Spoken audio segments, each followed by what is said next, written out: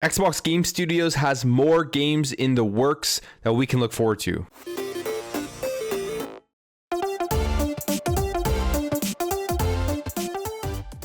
One of the biggest things people have been asking and waiting for is when is Xbox going to release their first party exclusives from Xbox Game Studios? We are only just in the beginning of this generation, and it will take time for all of these studios and all the work Phil Spencer has done to build up Xbox Game Studios to start releasing their games. But we've gotten another rumor that they're actually working on 4 new IPs, including a spin-off of an existing IP. Before we get into this any further, if you guys are new here and you enjoy what you see throughout this video, I'd really appreciate you hitting that subscribe button to help this channel grow and help grow this community. So this comes via the Game On Daily podcast, and Miles Dompier from Windows Central had this to say about some work being done at Xbox Game Studios. 3 of these are new IPs. One is a spin-off of an existing IP. I will say one of them is not something I ever would have imagined by this team and this genre ever. So one of them I was really shocked by in terms of what it is, what the scope of it is, and who is making it. Now, a lot of these news and rumors are building off of stuff that's coming out from Windows Central. Particularly, Jez Corden tweeted this out on April 6th, and it said, "Don't count out Xbox Global Publishing either." Some really interesting partnerships in the works with this little symbol here. People were thinking that it was Ubisoft. Some people were thinking that it was trying to represent something for Sega. Nobody really knows, but Xbox Global Publishing is that division of Xbox that goes out to third parties and then tries to make a deal to publish those games exclusively on the Xbox platform. So that means that they are reaching out to different developers and different publishers out there to get deals for games and IPs. And then continuing on with this Windows Central article, Jez also goes on to say, "I don't want to share more details and spoil upcoming reveals for the devs or fans, but this particular one sounds extremely promising, set in what sounds an ambitious connected world." And then furthermore, on this Games On Daily podcast, Miles Dompier continues to talk about that particular rumor, pretty much just saying he can't say too much about it, but it's a new idea and it isn't like a looter shooter or a lot of those connected games that are currently out there. So that's pretty exciting. A brand new idea, an online connected game that we're going to be getting from Xbox, and hopefully this is a game that's going to be announced soon. It sounds like out of all of these rumors, this is a game that is most likely to be announced soon, most likely probably to be shown off or announced at E3 based off of these rumors and the stuff being said, but we'll have to wait and see if that is the case. And all this leads to the discussion about Xbox Game Studios publishing, releasing first party games. We are now in April. The console released in November, and we still don't have a first party Xbox Game Studio game, a new game.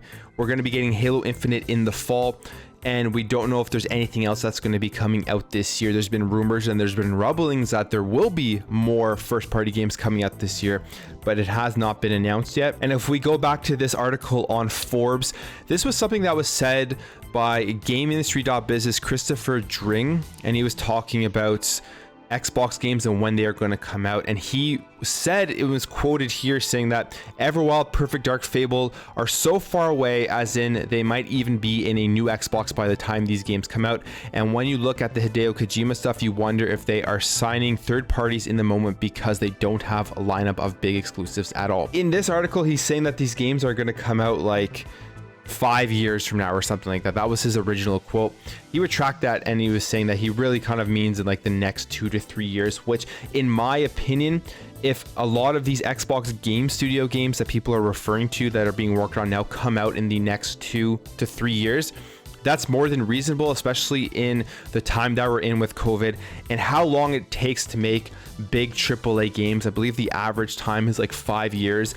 And Phil Spencer has been working to build up Xbox Game Studios since about 2017 or so. I would say that was when they really started to turn around.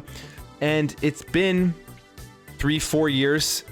And now we're finally getting Xbox Game Studios established. They're finally kind of settling in to their roles and to be able to make these games. So if we get all of these brand new IPs, all of these brand new AAA games from Xbox Game Studios in 2023, 2024, I don't think that is a big deal, especially with what is going on right now with Xbox Game Pass and the direction that they're going.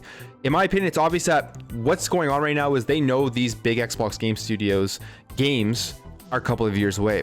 So to give people content between now and then, they're going to go out, they're going to make partnerships with third parties through Xbox Global Publishing to get games published through Xbox Game Studios and available on Xbox Game Pass, as well as make other deals like they have done with Outriders and MLB The Show 21 to give us big third-party games day one on Xbox Game Pass.